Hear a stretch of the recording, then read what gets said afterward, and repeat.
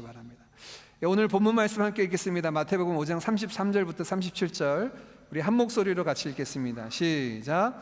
또 옛사람에게 말한 바 헛맹세를 하지 말고 내 맹세한 것을 주께 지키라 하였다는 것을 너희가 들었으나 나는 너희에게 이르노니 도무지 맹세하지 말지니 하늘로도 하지 말라 이는 하나님의 보좌임이요 땅으로도 하지 말라 이는 하나님의 발등상이며 예루살렘으로도 하지 말라 이는 큰 임금의 성임이요 내 머리로도 하지 말라 이는 내가 한 터럭도 희고 검게 할 수 없음이라.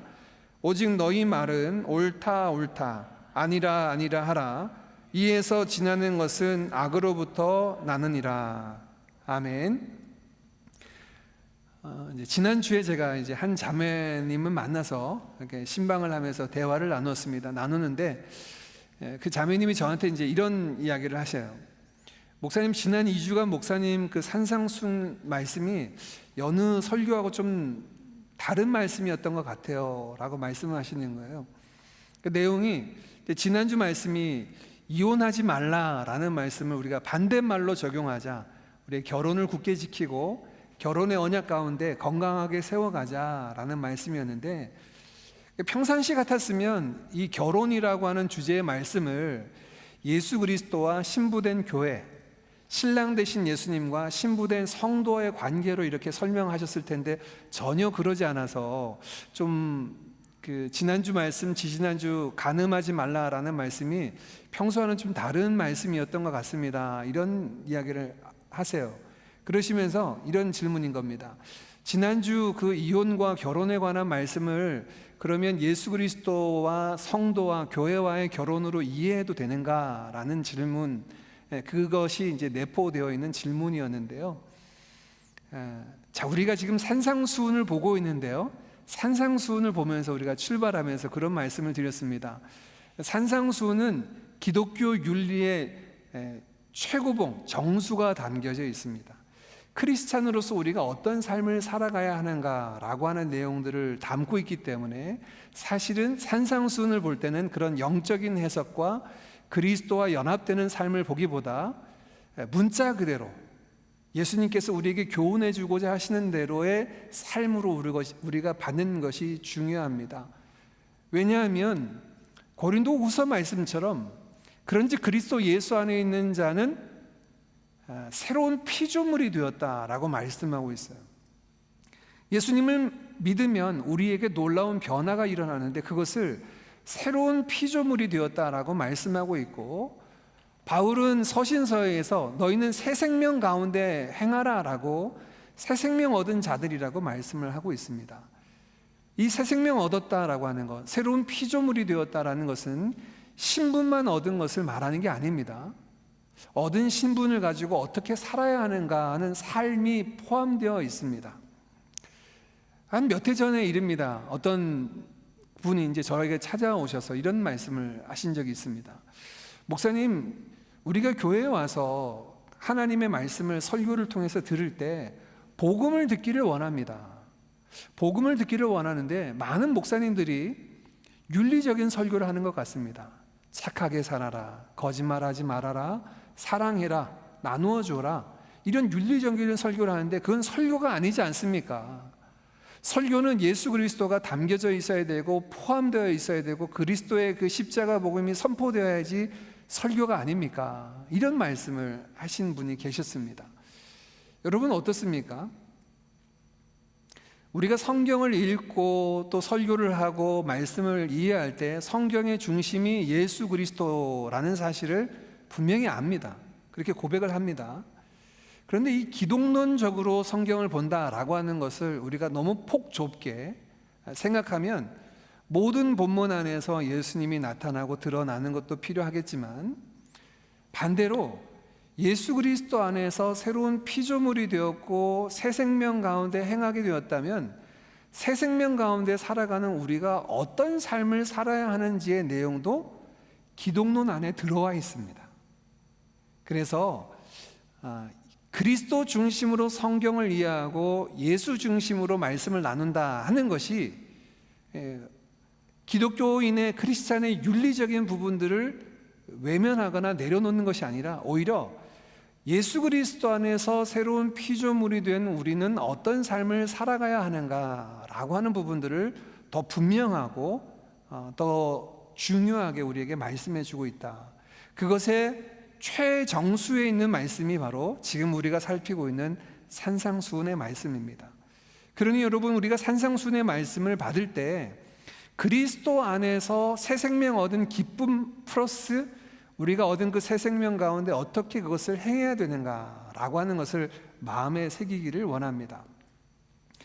마태복음 5장 17절 말씀을 여러분과 함께 나누며 예수님께서 이렇게 말씀하신 구절을 나누었죠.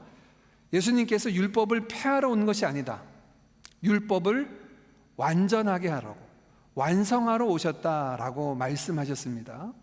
율법을 완성하러 오셨다라고 하신 그 말씀에 그때 우리가 세 가지 율법의 내용들을 함께 나눴던 거 여러분 기억나십니까? 예수님께서 완성하신 율법의 세 가지, 첫 번째 율법의 카테고리 의식법입니다. 제사를 지내는 겁니다. 제사의 종류, 제물의 종류, 언제 제사를 해야 되는가 하는 제사에 관한 부분, 이 의식법이 율법의 한 부분이고요. 두 번째 율법의 부분은 정결법입니다.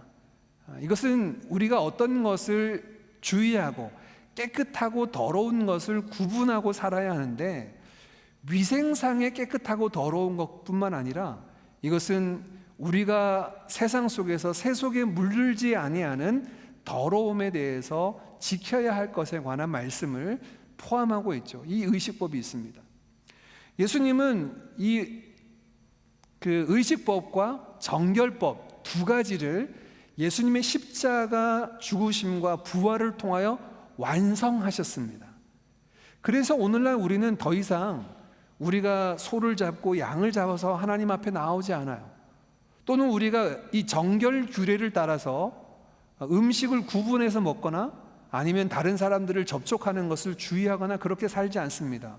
왜냐하면 예수님께서 완성하셨기 때문에. 폐하신 것이 아닙니다. 안 해도 된다는 얘기가 아니에요. 이 완성하셨다는 것은 우리가 예수님께서 이루신 것들을 누리는 삶입니다. 어떻게 누리고 있나요? 예배 때 우리가 성찬 예식을 행합니다. 예수님의 살과 피를 대하고 또 예배를 드리면서 그 예수님 자신이 드려진 그 의식을 통하여 십자가 죽음을 통하여 이루신 놀라운 은혜들을 누리며 살아가는 거죠. 정결 규례도 마찬가지고요. 근데 마지막 세 번째 율법의 카테고리가 있습니다. 율법의 세 번째 카테고리를 우리는 시민법 내지는 도덕법이라고 불러요. 눈에는 눈, 이에는 이, 그리고 어떤 것을 손해를 끼친 사람은 몇 배를 보상해야 된다. 이런 모든 것들이 시민법이 율법의 내용 안에 들어와 있습니다. 그러면 앞에 있는 이 의식법과 정결법은 예수님께서 친히 완성하셔서 우리에게 누리도록 선물로 주셨다면 이 시민법적인 부분은 어떻게 되어야 될까요? 예수님이 율법을 폐하신 게 아니라 완성하러 오셨다고 했는데, 이 시민법의 완성은 저와 여러분에게 성령을 주시고 또 우리에게 하나님의 완전한 말씀과 그 의의 기준을 제시함으로 말미암아 하나님 나라 백성으로, 그 시민으로 살아가도록 이끌어주고 계시죠. 그래서 우리가 지금 산상수훈을 보면서 하나님 백성된 저와 여러분이 어떤 모습으로 살아가야 하는지에 관해서 말씀을 나누고 있는 겁니다. 우리는 성령 안에서 예수님께서 말씀하신 이 내용들을 통하여 하나님의 백성들이 예수님께서 말씀하신 그 율법의 내용들을 어떻게 이루며 완성된 모습으로 경험하는가를 우리가 삶 속에서 누려야 합니다. 그런 모습으로 우리가 산상수훈을 살펴야 합니다. 예수님께서 말씀하셨죠. 너희의 의가 서기관과 바리새인의 의보다 높지 못하면, 낮지 않다면 너희는 결단코 하나님 나라에 들어갈 수 없다. 즉 하나님 나라 백성들이 가지고 있어야 될 시민법, 시민의식은요, 여느 사람들이 가지고 있는 그 적당한 수준의 도덕, 적당한 수준의 윤리의식, 그것에서는 안 된다는 겁니다. 우리가 지난 4번의 시간을 통하여서 예수님께서 말씀하신 그 기준들을 함께 살펴봤고, 오늘 이 대조법을 통해서는 이 4번째 시간입니다. 대조법 내용으로는 4번째 오늘 그 맹세라고 하는 기준을 통하여 하나님의 백성이 된 저와 여러분, 새로운 피조물 된 우리가 어떤 모습으로 우리의 삶 속에서 윤리적인 의식을 갖고 하나님의 의를 이루는 자로 살아가야 하는가, 이 말씀을 함께 살펴보도록 하겠습니다. 먼저 33절 말씀 같이 한번 읽어볼까요? 33절입니다. 시작. 또 옛사람에게 말한 바 헛맹세를 하지 말고 내 맹세한 것을 주께 지키라 하였다는 것을 너희가 들었으나. 아멘.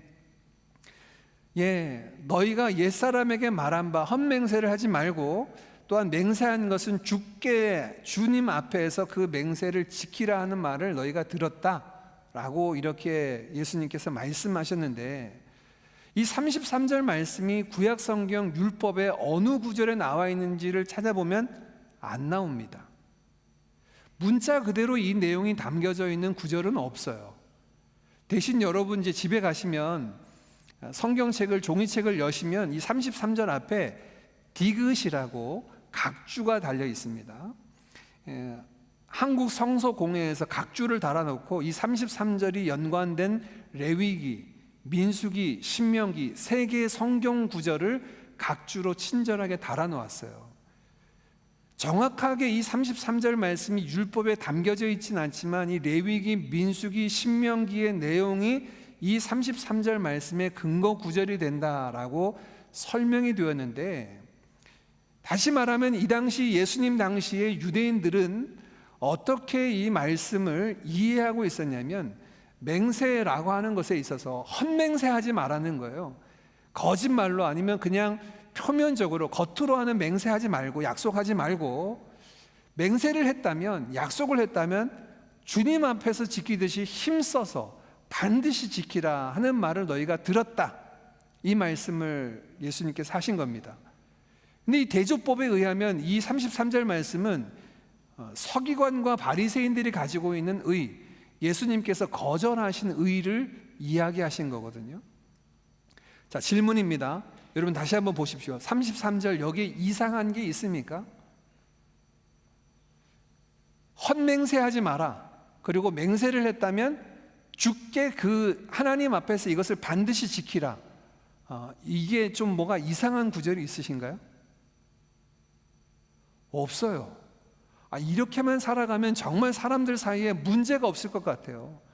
누가 이렇게 약속을 할 때 헛맹세, 거짓으로 아니면 계략을 꾸며서 헛맹세하지 않고, 또 맹세를 했다면 정말 그걸 반드시 기필코 지켜낸다면 아름다운 사회, 다른 사람들이 믿고 신뢰하며 살아갈 수 있는 그런 사회와 세상이 될 것 같습니다. 그런데 예수님이 오늘 이 말씀을 뒤틀어 버리셨어요. 이거는 하나님 나라 시민으로서 가져야 될 시민의식이 아니라고 말씀하시는 겁니다. 왜 그럴까요? 왜 예수님께서 너희는 이런 수준으로 살지 마라고 말씀하실까요? 왜냐하면 첫 번째, 이 맹세에 대한 부분들을 우리가 살펴야 됩니다. 맹세는 반드시 해야 되는 걸까요? 서약하는 거. 우리가 싱가포르에 살면서, 저도 싱가포르에 와서 처음에 되게 낯설었던 것 중에 하나가 뭐냐면 이 사인을 너무 많이 하더라고요. 핸드폰을 뭐 개통을 한다 하더라도 사인을 한 3번 정도 하는 것 같아요. 다 이 서명을 하고 서약을 하고, 이게 그 조약사항을, 계약사항을 잘 살펴야 되는 이 내용들이 너무나 많은 것 같아요. 오늘날 사회가 그런 것 같습니다. 서약하고 확인하고 맹세하게 하고 약속하게 하고. 근데 예수님께서 하시는 말씀이 크리스찬들에게 이 맹세가 필요하냐라는 질문을 지금 던지고 계신 겁니다. 무슨 말씀인가요? 왜 사람들에게 맹세가 필요합니까? 그 사람의 말을 못 믿겠으니까요. 그 사람을 신뢰하지 못하겠으니까 적어도 네가 말한 것에 대해서 이러저러한 책임을 져라, 내지는 당신보다 더 높은 사람의 그 이름을 빌어서라도, 맹세해서라도 너의 약속을 우리가 믿도록 우리에게 좀 알려다오. 이것이 맹세가 가지고 있는, 서명이 가지고 있는 효용 아닙니까? 다시 말하면 맹세가 왜 필요하냐면 서로가 서로를 믿지 못하기 때문에 생겨난 거예요. 이제 우리 딸이 이제 그 집 문제로 오랫동안 소송을 해서 결국은 이제 지난주에 마지막 이제 재판정에 가서 이제 끝을 냈습니다. 필요한 것들을 다 이제 제출해서 어떻게 이제 진행될지 모르는데 벌써 소송만 4월부터 시작했으니까 거의 한 반년 이상 왔죠. 제가 이제 저희 한나가 여기 싱가포르 법원에 갔을 때 또는 줌으로 뭔가 이렇게 회의를 할 때 또 이야기하는데 판사가 줌으로 할 때도 너 종교가 뭐냐? 나 크리스찬이야. 너희 집에 성경책이 있으면 성경책 가져와. 줌으로 판사가 성경책을 보고 너 그 위에 손을 얹고 서약을 해라. 이 재판을 할 때 그렇게 이제 서약을 하고 시작을 하게 하는 거예요. 모든 이제 재판정에 가면 이런 맹세, 서약. 또 우리가 요즘 뉴스를 보면 한국에서 중요한 여러 이제 재판정에 보면 증인 선서를 하게 되잖아요. 그것도 이제 일종의 맹세죠. 서약이죠. 이 서약하고 맹세한다라고 하는 이 모든 절차들이 우리가 당신의 말을 믿을 수 없으니 충분히 믿을 수 있는 근거를 제시하고 조건들을 좀 알려다오라고 하는 것이 그 내용입니다. 근데 이것이 처음부터 하나님께서 우리에게 맹세는 반드시 우리의 삶에 필요한 거야 라고 주신 게 아니라 인간이 죄를 범하고 난 다음에 서로 속고 속이고 다른 사람의 것을 속여서 취하기도 하고 거짓말하는 것들이 늘어나기 때문에 어쩔 수 없이 거짓말 방지책으로 하나님께서 마련해 두신 것이 이 맹세라는 거예요. 10계명에 보면 세 번째 계명, 여호와의 이름을, 하나님의 이름을 망령되이 일컫지 말라라는 것이 여기와 관련되어 있고, 9번째 계명, 9계명이 거짓으로 다른 사람 앞에서 서약하거나 증거하지 마라, 위증하지 말라라는 말씀이 9번째 계명인데, 이 세 번째 계명과 9번째 계명이 맹세와 연관이 되어 있는 계명입니다. 하나님께서 맹세라고 하는 것이, 서약이라고 하는 것이 반드시 필요하기 때문에 요청하신 것이 아니라 죄인들이 너무나 거짓말하고 속이니까 적어도 속이지 말라라고 하는 장치로 맹세를 주신 겁니다. 그러는데 유대인들은 이렇게 하나님의 말씀을 이해했다는 거예요. 헛맹세하지 마라, 거짓말하지 말고 맹세할 때 진짜 맹세해라. 두 번째 맹세를 했다면 반드시 지켜라 라고 하는 이 맹세를 했는데, 실제로 유대인 사회에서 이 맹세가 어떻게 사용되었을까요? 이후에 34절, 35절, 36절 예수님의 말씀을 보면 예수님이 석절이나 걸쳐서 말씀하시는 내용이 유대인들이 이 당시에 맹세하는 그 내용들을 알려주는데, 첫 번째 예수님이 말씀하시기를 너희 하늘을 두고 맹세하지 마라. 두 번째 땅을 두고도 맹세하지 마라. 세 번째 예루살렘을 두고도 맹세하지 말고, 마지막 네 번째 너희의 머리를 두고도 맹세하지 마라. 이렇게 예수님께서 말씀하시는 것을 보면 이 당시 유대인들은 하늘과 땅, 예루살렘, 심지어 자신의 머리, 우리로 얘기하면 내 목숨을 걸고 맹세하겠습니다, 뭐 이런 표현이겠죠. 이렇게 이야기를 하고 있었다는 거예요. 왜 그랬을까? 왜냐하면 하나님의 이름으로 맹세하지 말라고 레위기 19장에 되어 있거든요. 너희가 맹세할 때 하나님의 이름으로 맹세하여서 그 맹세를 이행하지 못함으로 말미암아 여호와의 이름이 망령되이 일컫지 못하게 하라라고 레위기 19장에 못을 박아놨어요. 내가 어떤 계약을 하고 있는데 그 계약에 맹세를 하면서 여호와의 이름으로 맹세를 했는데 이거를 이행하지 못하는, 피치 못할 상황이 일어나면 결국 이 일로 말미암아 하나님의 이름이 먹칠이 되니까, 이 레위기 말씀에는 여호와의 이름으로 맹세하지 말라고 이렇게 얘기를 하니까 유대인들 생각에서는 하나님의 이름으로 맹세하지 말고 하늘, 땅, 예루살렘, 그리고 자신의 머리, 더 나아가서 마태복음 23장에 보면 예수님께서 한 번 더 이 맹세에 관한 말씀을 하시는데 이런 말씀을 하세요. 너희가 성전을 향하여서는 맹세해도 되는데 성전의 그 겉면을 입혀놓은 금을 보고는 맹세하면 안 된다. 또는 제단의 제물을 보고 맹세하되 제단을 놓고는 맹세해서는 안 된다. 이런 말을 하는 것은 잘못되었다라고 말씀을 하세요. 무슨 말이냐면 성전을 두고는 괜찮은데 성전에 입혀놓은 금을 두고 맹세하면 그건 반드시 지켜야 되는 거니까 이거는 혹시 하나님의 이름을 먹칠할 수 있으니까 그걸 두고 맹세하면 안 돼. 이 당시 유대인들이 모습인 거예요. 지금 예수님께서 꼬집는 게 뭔지 아십니까? 맹세라고 하는 것이 좀 정직하게 살라고, 속이지 말고 말한 것에, 약속한 것에 책임지면서 살라고 장치로 주셨음에도 불구하고 지금 예수님 당시 유대인들에게 이 맹세는 또 다른 거짓말 수단이 되어버린 거예요. 하늘과 땅, 예루살렘, 자신의 머리를 두고 성전과 재물을 두고 맹세를 하게 되면 여호와의 이름에 두고 맹세한 것이 아니니까 지키지 않아도 좀 덜 미안하고 책임감이 좀 덜하다라고 생각하는 거예요. 그래서 실제로 랍비들 중에, 랍비의 가르침 중에 자신의 머리를 두고 맹세한 사람이 있다면 그 맹세를 어겨도 그냥 큰 죄가 되지 않아 라고 이야기할 정도예요. 다른 얘기로 지금 예수님께서 무엇을 꼬집고 계신 겁니까? 맹세 자체가 문제가 아니라 지금 이 맹세하지 말라, 정직하게 살고 진실되게 살라고 말씀하신 이 말씀조차도 거짓말하기 위해서, 다른 사람들에게 내 책임을 좀 면하고 싶어서, 다른 꿍꿍이 속이 있어서 이 맹세를 사용하고 있는 이 당시에 바리새인과 서기관들의 그 의를 꼬집고 있는 겁니다. 그러시면서 예수님께서 마지막 37절 말씀에 이렇게 결론을 이야기하고 있어요. 우리 37절 같이 읽어봅니다. 시작. 오직 너희 말은 옳다 옳다, 아니라 아니라 하라. 이에서 지나는 것은 악으로부터 나느니라. 예수님께서 지금 그러면 뭐라고 말씀하셨습니까? 너희가 옛적 사람들에게, 옛 사람들이 들은 바 헛맹세하지 말고 맹세하는 것은 반드시 지켜라 라는 말씀을 들었지만 나는 너희에게 이야기하는데 옳은 것은 옳다, 틀린 것, 아닌 것은 아니다 라고 그렇게 이야기하라 라고 예수님께서 말씀하신 거예요. 맹세하지 말라는 거예요. 맹세라고 하는 것들이 그것이 불필요하거나 그것이 나쁘다가 아니라 맹세가 필요 없는 삶으로 하나님의 백성들은 나아가라는 겁니다. 맹세가 필요 없는 삶이 무엇입니까?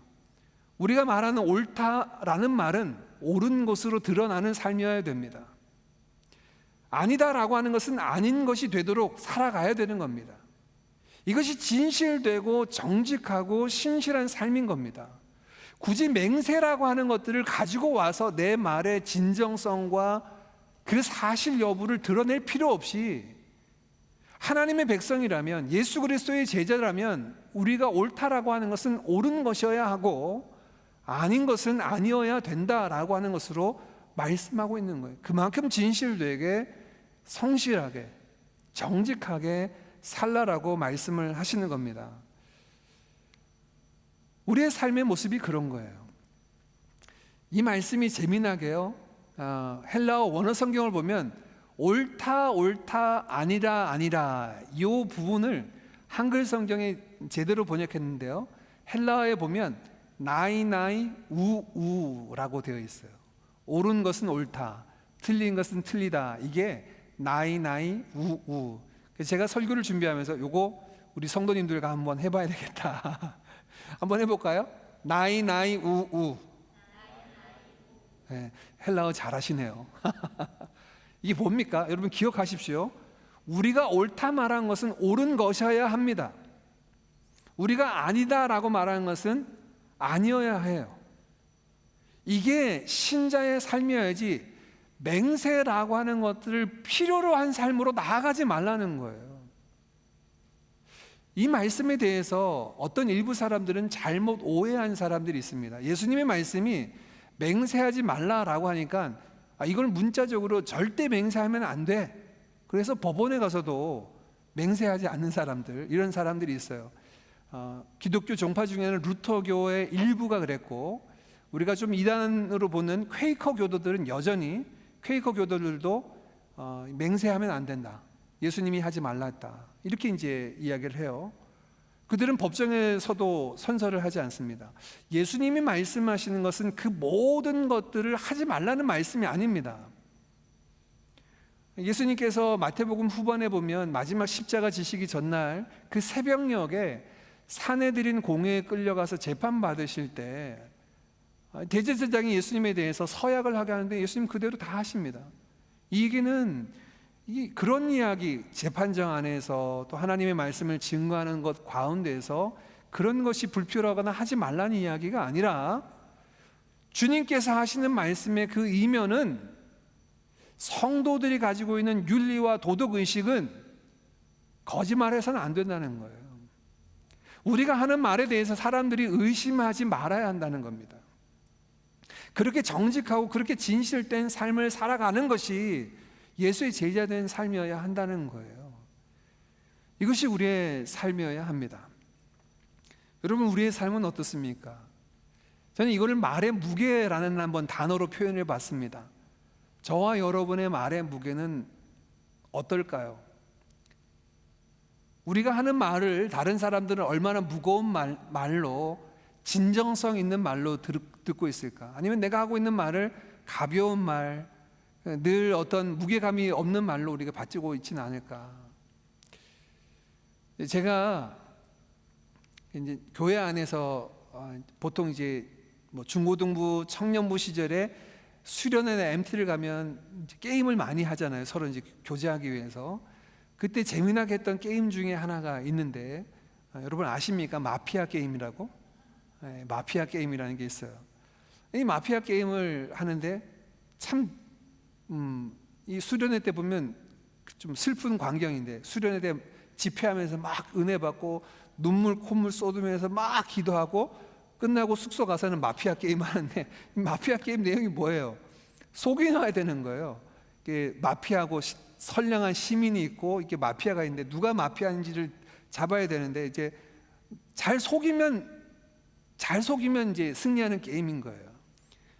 제 청년 시절에 첫 사역했던 교회에 저와 제 아내가 같이 청년부로 같이 사역했는데 같이 수련을 갔습니다. 동기니까 동기 수련을 갔어요. 수련을 하는데 이제 뭐 그때 같이 또 이 마피아 게임을 했네요. 제가 그때 이제 교제하는 자매 아니었습니까? 제 아내 눈을 두드리면서 솔직히 말해 마피아야 아니야 했더니 너무 해맑은 눈으로 아니라는 거예요. 근데 나중에 보니까 마피아였는데 이 심한 배신감 그리고 끝나고 나서 또 뭐 근데 그 마피아 게임을 할 때 제가 뒤돌아보니까 말씀을 준비하면서 뒤돌아보니까 다른 사람을 속여서 속아 넘어가면 희열이 있어요. 너무 재미있는 거예요. 사람들이 다 막 내가 속였다 이렇게 내가 잘 속일 수 있다. 이게 좋은 게임 아니라고 지금 얘기하는 겁니다. 이게 인간이 얼마나 악한지요. 잘 속여서 속아 넘어가면 내가 너무 연기를 잘했다. 그렇게 해맑은 눈으로 난 진짜 아니라 어떤 친구는 막 눈물을 흘리면서 나는 아니라고 얘기해. 뭐 그렇게까지 할 필요가 있나 싶을 정도인데 막 그렇게 게임에 그렇게 열중을 해요. 그게 속이는 게임이죠. 다른 사람을 속이는 거예요. 제가 이제 9월 달에 우리 아이들 청소년 수련회를 조호바로로 갔지 않습니까? 저녁에 집회를 하고 나서 이제 아이들이 우리 서로 교제하는 게임을 하겠다는 거예요. 그러면서 꺼낸 게임이 마피아 게임이에요. 제가 그래서 야 하지 마라. 거짓말하는 게임 하면 안 된다. 교회로 모여서 지금 누가 거짓말 더 잘하느냐. 이거 견주는 게임 이걸 왜 하냐. 그러니까 하지 마라. 뭐 그렇게 얘기를 하고 다른 막 가져온 게임 도구들 가지고 게임을 했었는데요. 세상이 그래요.